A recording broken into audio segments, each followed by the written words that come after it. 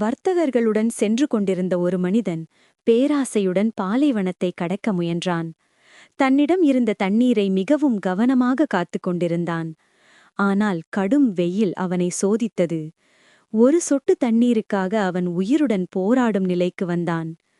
இறுதியில் அவன் கையில் இருந்த கடைசி துளியையும் குடித்துவிட்டு வெறுமையான குவளையை பார்த்தான். அப்போதுதான் உணர்ந்தான், பொன்னும் செல்வமும் உயிரை காக்காது என்று. பலவீனமாக விழுந்த அவன் தொலைவில் ஒரு மரத்தைக் கண்டு நம்பிக்கையுடன் அங்கே சென்றான். அங்கே அமைதியாக அமர்ந்திருந்த முனிவரை பார்த்தான். கையில் தண்ணீர், முகத்தில் சாந்தம். அவன் முன் விழுந்து தண்ணீர் கேட்டான்.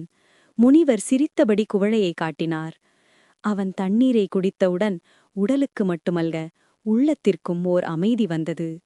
அந்த நிமிஷத்தில் அவன் உணர்ந்தான், போதும் என்று சொல்லும் மனமே உண்மையான பொன்னை உருவாக்கும் மருந்து என்று. கண்களை திறந்தபோது முனிவர் இல்லை. ஆனால் அவன் உள்ளத்தில் ஒரு புதிய வெளிச்சம் பிறந்திருந்தது.